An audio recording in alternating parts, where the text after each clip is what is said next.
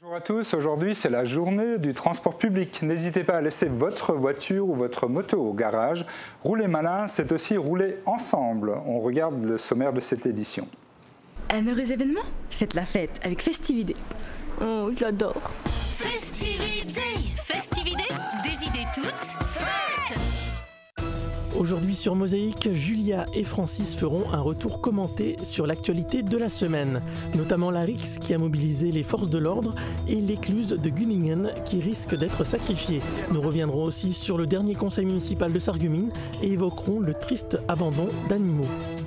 C'est la journée européenne du patrimoine ce week-end, mais nous ferons le tour des bons plans de sortie. Pendant 12 minutes, Brice Auer, architecte atypique, se livrera derrière le miroir de Mosaïque. Très bonne journée à tous.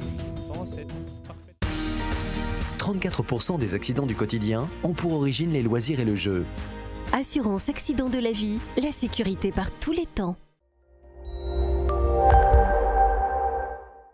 Bonjour à toutes et à tous. Pour demain, l'instabilité continue. Le jour se lèvera déjà sous la pluie battante et les orages enchaîneront l'après-midi. Les températures, elles non plus, ne changent pas, mais c'est plutôt une bonne nouvelle. Le matin, il fera de 15 à 16 degrés et de 20 à 22 degrés l'après-midi. Demain, samedi 20 septembre, nous fêtons les Davy. Le soleil nous accompagnera de 7h12 à 19h31. Très bonne journée à tous et tout de suite, retrouvez notre séquence J'aime ma vie. Ce qui me procure le plus de joie et de bonheur, c'est de me retrouver dans la nature, où cela me permet d'être à l'essentiel, à me ressourcer, afin aussi de porter un regard aussi sur tout ce qui nous entoure, toutes ces mauvaises nouvelles, un regard un peu plus détaché, et faire en fait que chaque matin qui arrive, je vois le bon côté de la journée, et même s'il y a un petit souci qui arrive, eh ben, je n'y accorde pas plus d'importance que ça, parce que me retrouver dans la nature, faire de la méditation me permet de n'y accorder que cette importance-là. Je parraine un ami et tout le monde y gagne. Mon filleul, ma banque et moi. Au Crédit Mutuel, un client satisfait rayonne.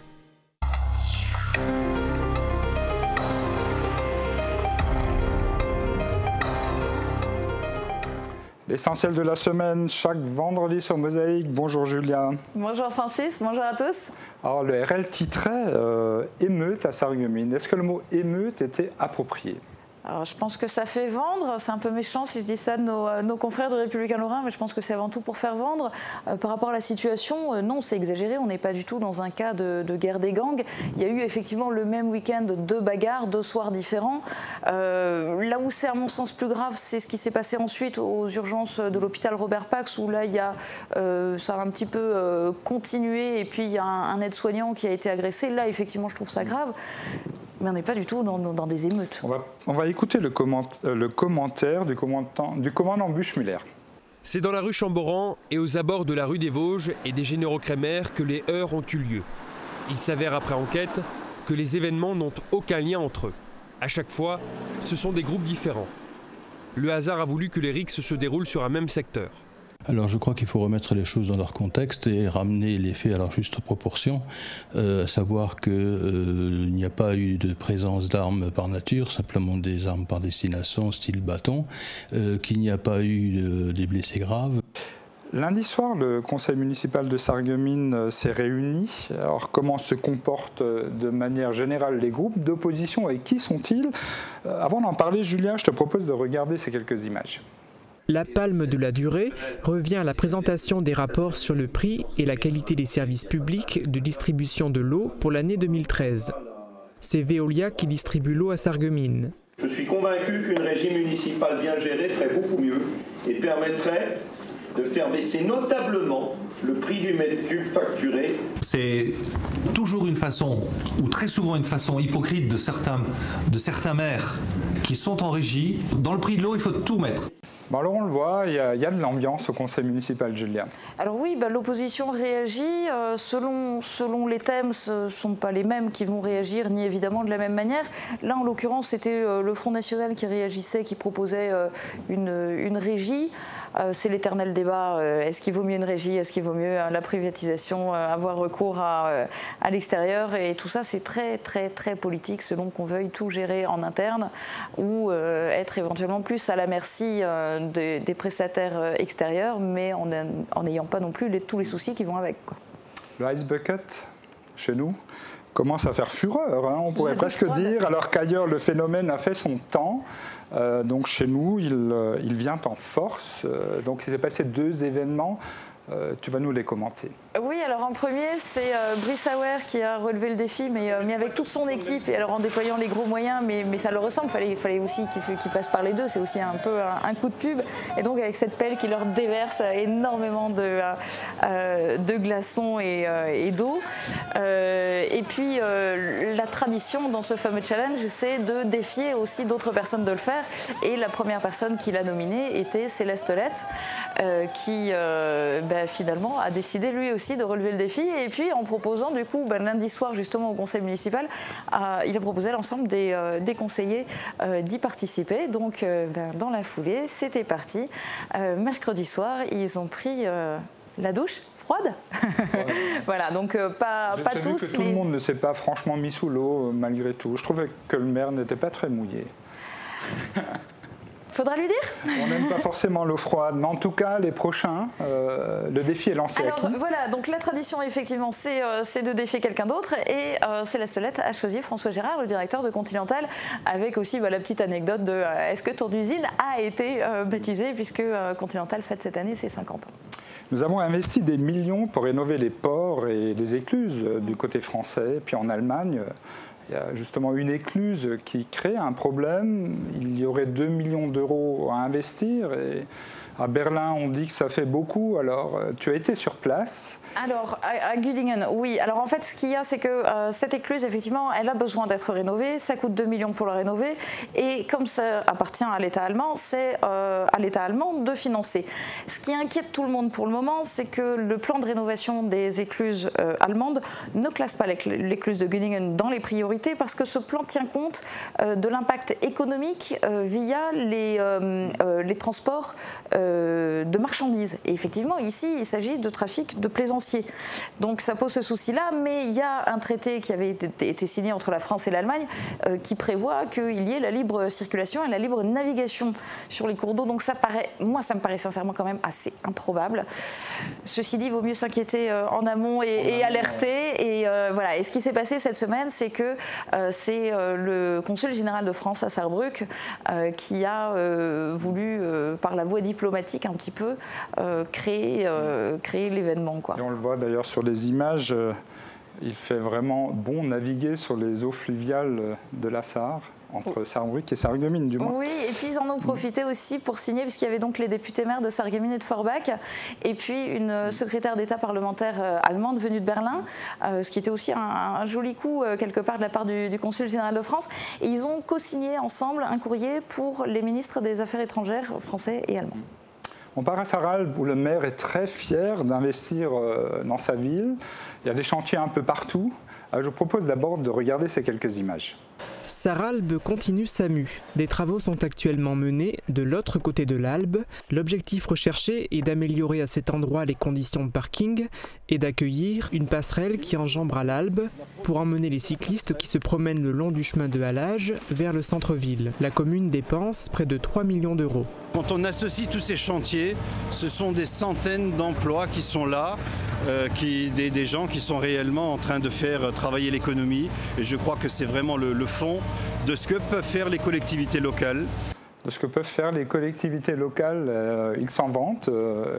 Alors quelque part il a raison, on l'a vu d'ailleurs dans la revue de presse cette semaine, c'était mercredi ou en une locale de Sarrebourg, c'était les entreprises du BTP qui appelaient à l'aide et qui voulaient des commandes de la part des collectivités. Là c'est l'exemple à Sarralbe,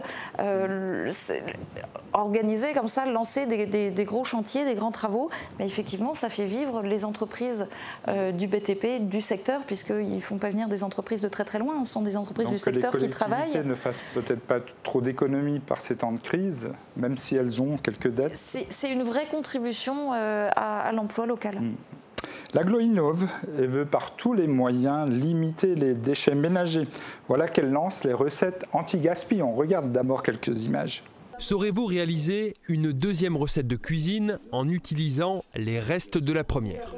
C'est le défi que lance l'agglo en partenariat avec le lycée professionnel Simon Lazare.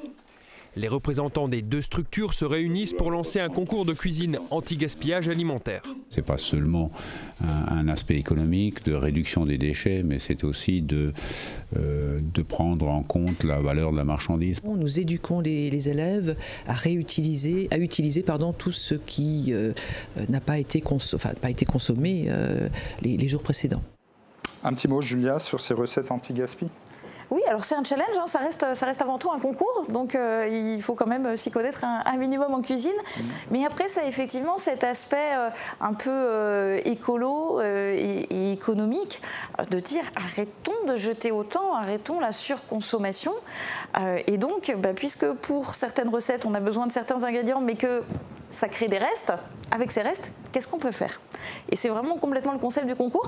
C'est sympa, c'est intéressant. Maintenant, il faut encore que le concours trouve son public. Donc voilà, vous avez jusqu'à fin octobre. Il faut aller s'inscrire auprès de la casque. L'appel est lancé. Oui.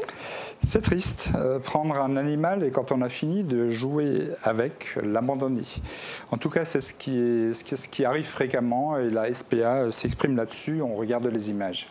Je ne sais pas si le fait qu'on est en période de crise, c'est plus facile pour abandonner. On a eu une demande plus importante que l'an passé. Le Bon Coin a un site que je vais nommer parce que ça c'est un site vraiment le site noir de toutes les SPA, les refuges. J'ai eu le cas d'un chien qui est passé même une journée chez une personne, il venait de faire 5 personnes par le biais, toujours via le Bon Coin. On se le repasse, je ne dis pas l'état du chien après, le stress pour lui.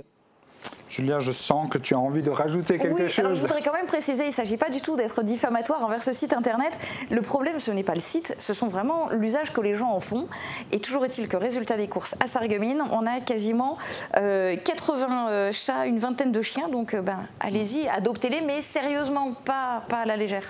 L'actu en bref, du côté de la Sarre, très rapidement. Alors, on parlait de la régie pour l'eau tout à l'heure concernant Sarreguemines. Eh bien, à Sarrebruck, ils ont décidé que c'était la ville qui allait organiser elle-même sa fourrière. Il y a d'ailleurs 40 personnes déjà qui ont été embauchées l'année dernière aussi par rapport au système de PV. Ils veulent vraiment, faites attention quand vous vous garez à Sarrebruck. Sinon, côté culture au Staatstheater, ça y est, c'est la rentrée ce week-end. Et demain soir, l'Argent d'Émile Zola, et c'est dans une version qui est mise en scène par la directrice du Staatstheater, Dagmar Schlingmann. D'accord, le temps passe trop vite. Julien, un événement important de la semaine prochaine. Alors s'il n'y en a qu'un seul, pour moi, ce sont les rendez-vous de l'emploi. C'est mercredi à Grosse-Biedershof toute la journée. Vous avez 10 minutes, c'est un speed dating, 10 minutes pour convaincre, pour vous faire embaucher. C'est à l'espace Jeux et Loisirs. Voilà pour l'essentiel de la semaine. On revient après une courte page publicitaire.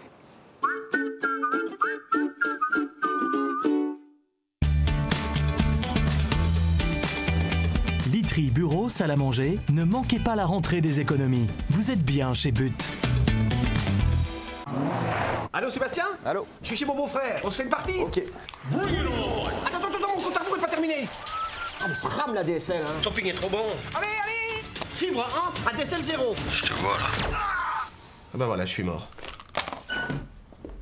Et toi, appelle le 1055. N'attendez plus, choisissez la box fibre by Numéricable. En ce moment, une tablette Samsung offerte à partir de la box Power. Appelez vite le 1055.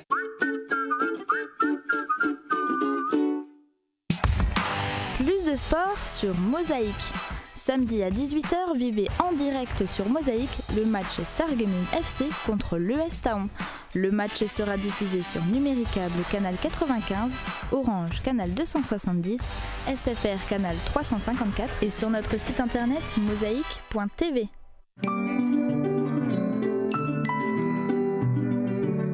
FBS, du bon temps par tous les temps.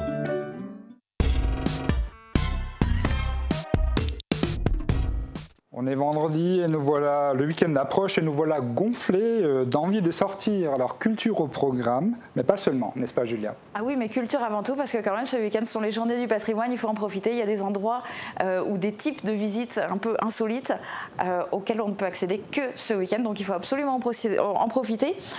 Toutes les infos sont à l'office de tourisme Sarreguemines Confluence, mais on peut en citer quelques-uns. Bliesbruck-Rheinheim, certes on peut y aller toute l'année ou presque, mais là il va y avoir la dégustation de vin et de gastronomie antique, et puis la visite insolite dont on avait déjà parlé, donc guidée par une gallo-romaine. La chapelle Sainte-Barbe de Folperswiller a été construite en 1423 par l'ordre des chevaliers teutoniques. Je ne suis pas convaincue que beaucoup de gens la connaissent, et elle n'est pas souvent accessible, donc vraiment il faut en profiter. Il y a aussi du côté de Grossbiederstroff, de Neufgrange, de Wieswiller, de Villefordin. Il se passe plein de choses. Allez-y. Alors, après le Krummbeerfest, à Welflin. Oui, la fête de la patate, la pomme de terre. On part à Rimelin où a lieu le Schlachtfest. Oui, fête des cochonailles. Je fais la traduction simultanée en fait pour ceux qui ne maîtrisent pas le plat. Donc samedi soir à partir de 18h30 et c'est dans une ambiance après-ski autrichienne, et dimanche toute la journée avec plein d'animations, avec aussi des démonstrations de danse tyrolienne, des concerts et expositions de défilés de tracteurs. Un concert d'orgue peut être beau, mais peut-il être original? Oui, complètement. Et alors là, en particulier, c'est la 14e édition du festival d'orgue Forbach-Völklingen. Et cette année, c'est vraiment très spécifique parce que le festival s'inscrit dans le cadre du 50e anniversaire du jumelage entre les deux villes. Donc, c'est vraiment les choses en grand. Le plus simple, c'est le site internet www.festivaldorgue.org. Allez-y, il y a plein de choses. Et ce soir à 20h, à l'église Saint-Rémy de Forbach, c'est le concert d'ouverture à 3 orgues et qui va être retransmis sur grand écran. Mais il y en a encore d'autres à Forbach-Völklingen et Stiravandel. Chaque année, Sarreguemines, ville faïencière plus que jamais. C'est pas Denis Bourg, l'organisateur, qui dirait le contraire. Alors oui, mais là ce week-end c'est plus spécifiquement le salon d'antiquité. Alors il y a aussi de la faïence, mais c'est l'occasion aussi de dénicher, d'aller chiner des meubles, bibelots, cristal, art de la table, bijoux. Et c'est en entrée libre tout le week-end à l'hôtel de ville de Sarreguemines. On énumère quelques sorties en bref.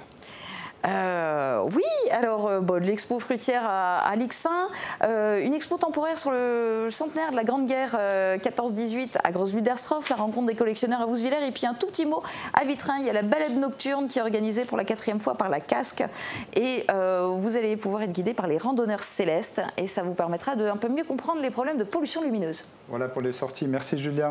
Très bon week-end à tous, profitez-en, à la semaine prochaine. Alors n'hésitez pas à nous envoyer vos infos sur contact@mosaïque.tv. On part maintenant sur la terrasse de l'ancien hôpital du Parc pour y retrouver Brice Auer, un architecte atypique. Il se livre en toute simplicité derrière le miroir de Mosaïque. Avec Firsch Menuiserie, votre maison devient tendance.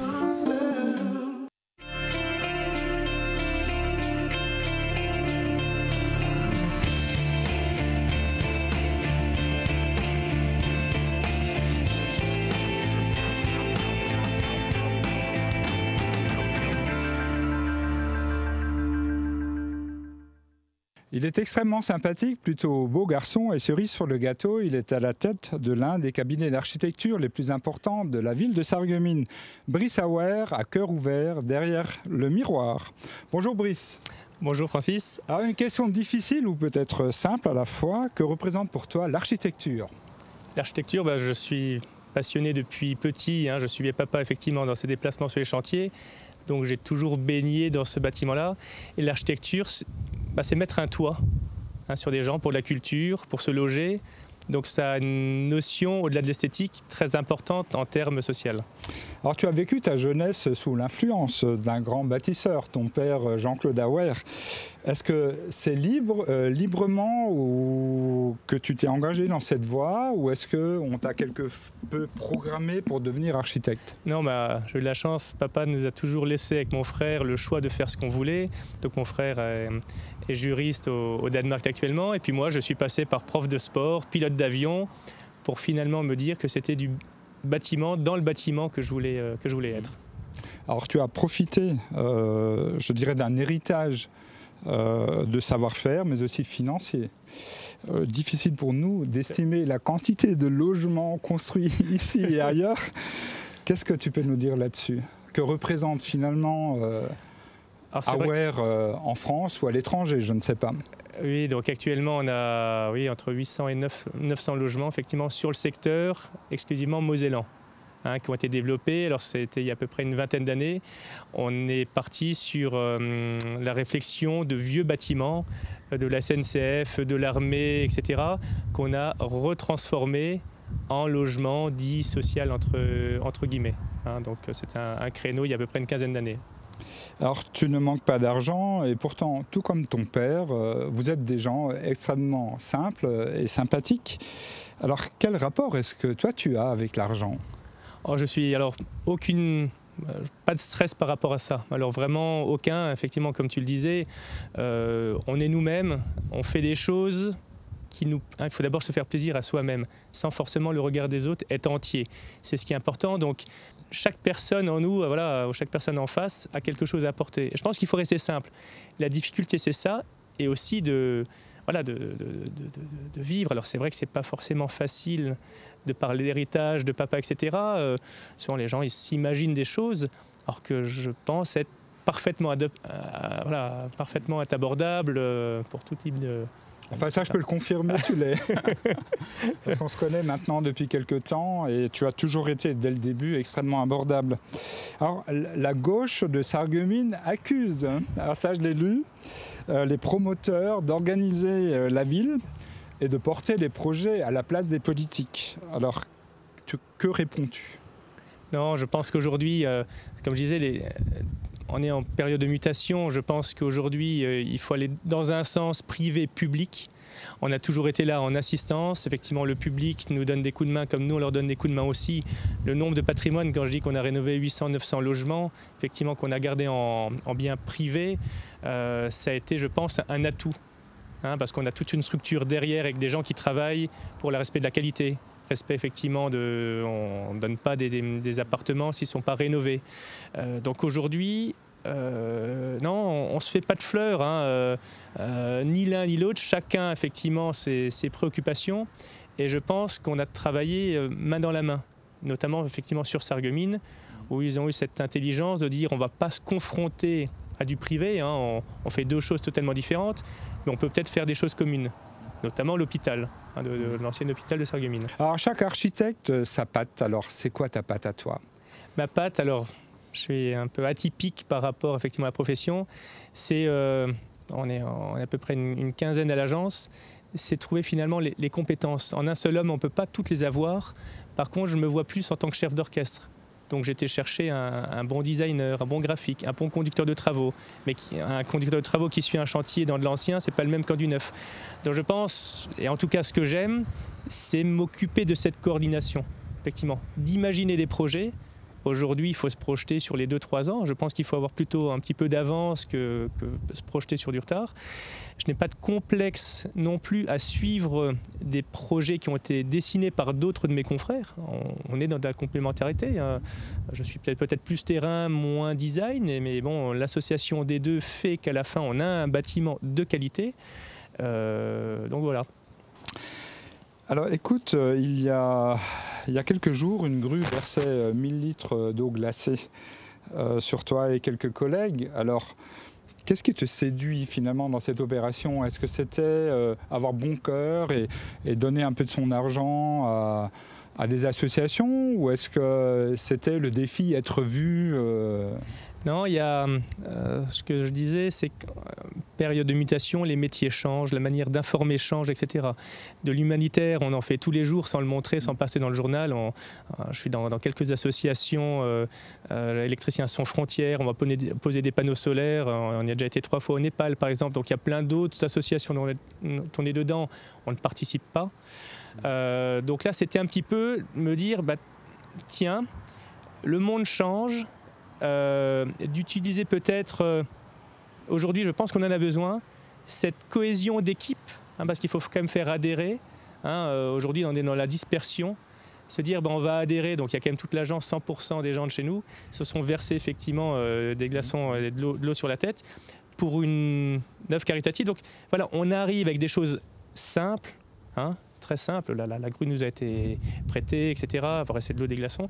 Des choses très simples, on se dit, voilà, on peut communiquer des choses assez faciles sur Facebook, etc. etc. Utiliser ces images, cette action pour dire voilà, il y a peut-être d'autres choses. Alors c'est vrai qu'aujourd'hui tous les métiers changent, les associations aussi. Et si on peut, grâce à ça, à mon avis, contribuer à donner à des associations, il faut le faire. Il faut le faire. C'est bien, pas bien. En tout cas, quelque chose a été fait, ça a été de la cohésion, ça a été vu et de l'argent a été donné. Un certain 6 juin, tu annonçais sur Facebook « J'ai la triste nouvelle de vous annoncer le décès de mon père ». Intervenu le 1er juin 2010 en Sardaigne. Tu te rappelles ce moment? Oui. Tu l'as évoqué tout à l'heure, c'était arrivé ici. Alors, quel type de relation est-ce que tu avais avec ton père? Très fusionnel, très fusionnel. J'ai toujours adoré mon père et c'était un père, un copain, un confident. On a toujours évolué effectivement ensemble avec des caractères très différents. On était pas souvent en conflit, mais on n'était pas d'accord sur les mêmes choses. Par contre, on avait le respect de s'écouter chacun. Et c'est toujours ce que j'ai admiré chez mon père, c'est que malgré des idées, alors quand j'avais 20 ans, j'en avais encore d'autres qui n'étaient pas forcément les bonnes, il m'a toujours dit, bon vas-y, fais. Et c'est vrai qu'il a toujours été là, aussi bien pour mon frère que pour mon père. Donc après, lui s'occupait plutôt de la partie, il aimait bien les factcons, je pense que c'est aussi quelqu'un qui était très humain. Il a toujours été dans les clubs de musique, etc. Il faut quand même savoir qu'on est aussi parti d'une famille, on est parti de rien, de Sexé aux Forges. Mes grands-parents sont venus habiter Villerval depuis maintenant une 60aine d'années. Donc on est parti de zéro. Et c'est vrai, quand on retrace un petit peu cette séquence de vie de tout mon père, je pense qu'il a aussi réussi à nous transmettre ça. Donc le but, c'était d'avancer avec des idées qui pouvaient être opposées, mais on trouvait toujours un consensus. Et lui aimait bien faire le relationnel, ce qui m'a manqué. Après, effectivement, il s'occupait de partie, il aimait bien sortir, rencontrer les gens, etc. Et moi, je m'occupais de la partie un peu technique, architecturale, des nouveaux projets, des nouvelles idées, etc. Plus en toile de fond, donc ton père, il était plus... l'homme de scène. Ouais, l'homme de scène. L'homme de scène. Alors, il va falloir qu'on avance. Juste, tu me réponds de façon très courte. Tu es adepte de sport mécanique comme la moto, mais est-ce que c'est toi qui as finalement entraîné ton père dans le Paris-Dakar ou est-ce que c'est l'inverse? C'est vraiment l'inverse, oui. C'est ton père qui t'a entraîné? Oui, tout à fait. Ça a toujours été sa passion de faire du quad. Et puis finalement, il a entraîné son fils avec. On va finir sur un grand rêve que tu aimerais voir se réaliser. Ce serait quoi? Un grand rêve. Ton rêve à toi? Mon rêve à moi? Des choses toutes simples. On a 2 enfants qui se fassent plaisir dans la vie et puis que personne ne tombe malade, et ça sera déjà pas mal. Alors ça paraît peut-être petit, pas de rêve de voiture, de yacht. C'est important. Des choses simples, ça ne veut pas dire que c'est simpliste, mais je pense qu'il faut rester sur des choses simples et donner du sens aux choses. On parle toujours de donner du temps, etc. Ça paraît tellement basique. Non, donner du temps, être à l'écoute, etc. C'est des choses qui sont compliquées. Très compliqué. Et tout est issu, tout est sur le détail. Donc aujourd'hui, si j'avais un rêve, oui, bien évidemment que mes enfants se portent bien, qu'ils fassent surtout ce qui leur plaise, qu'ils soient heureux dans la vie. Et s'il fallait, alors en très court, s'il fallait changer quelque chose dans notre mode de fonctionnement, dans notre monde, ce serait quoi? Il y a beaucoup de choses à changer. Beaucoup de choses à changer. Quelque chose qui te paraît important? Chose qui paraît... Aujourd'hui, je vois bien, on est dans un monde de division où chacun tire un petit peu la couverture vers soi. Et à un moment donné, on a quand même oublié qu'il y a des choses qui se sont faites, elles peuvent se faire qu'à plusieurs. Donc oui, je pense que c'est ça. Chacun tire son intérêt, le politique, droite, gauche, etc., etc. Mais la terre, on se la partage. Son quotidien, on se la partage.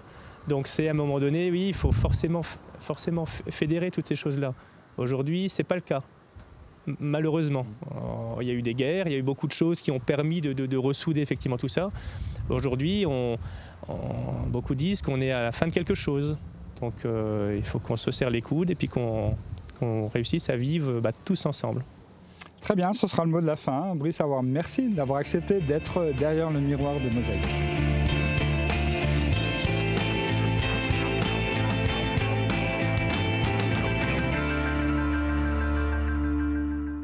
Voilà, c'est la fin de cette édition. Demain, ne manquez pas le direct foot Sarreguemines FC contre Thaon.